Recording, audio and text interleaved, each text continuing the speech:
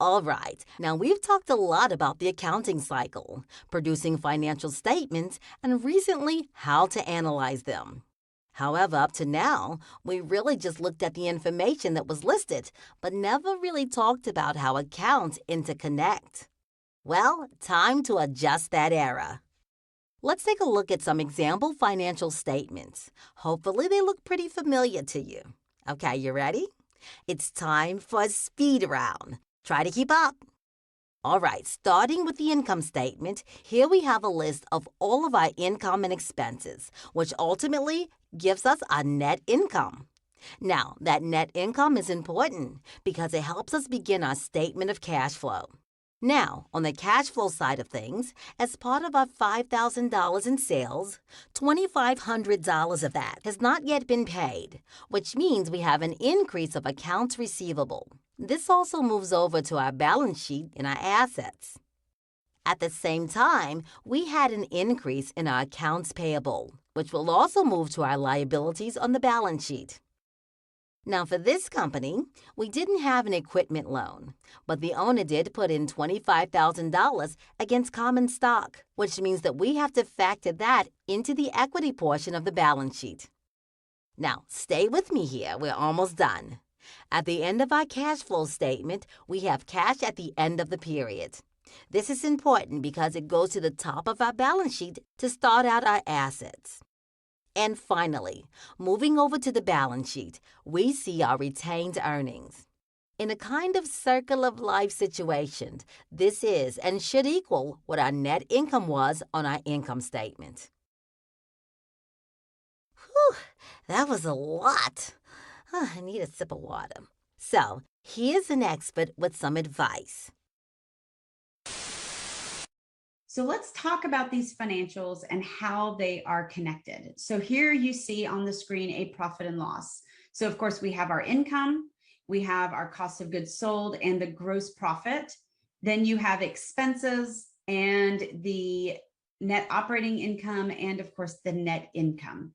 Now this net income of $1,900 on this particular sample company, if we then go next to a balance sheet, you're going to see that, of course, our balance sheet is going to have assets, which is what's there now. And we scroll down a little bit further, you can see liabilities and then equity. Notice that part of the equity is the net income number, that 1900 that we just saw a moment ago. So the financial statements are connected. Your income statement flows into your balance sheet. Your balance sheet has that accounting equation that you've probably heard before. Assets equals liabilities plus owner's equity or equity. And so that's what we're seeing here. So they are definitely connected. So one of the things that we also have, of course, is our statement of cash flows. That too is connected. So if we now look at our statement of cash flows, here we are with our net income number that we just saw on the profit and loss statement, as well as our balance sheet. Now it gets a little bit different on our statement of cash flows because what you're seeing now are the differences, the change that has happened as a result of things on the balance sheet. Our income should be generating cash. Then our receivables could be generating cash because people are paying the money that they owe us. We have purchased additional inventory, and so we may have had money going out because of that. We have paid bills. So therefore, we have had money going out for that. Same thing with all these various liabilities. If there are investments, then there could be changes to our cash based on that investment.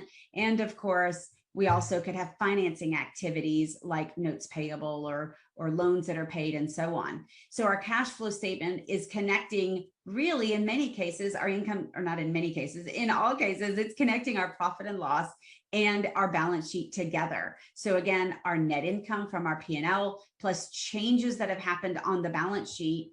And of course, cash is on the balance sheet as well. We have the cash at the beginning and then the cash at the end, and we can see the net changes. So they're all connected. So you don't create a transaction that doesn't affect every financial statement. It's going to be there in some form or fashion, just either into one big entry or perhaps as others. So that's how those are all connected. So it's important as a bookkeeper to understand that they are all connected, that an entry in one place can affect something else. And we'll be talking more about that in a bit.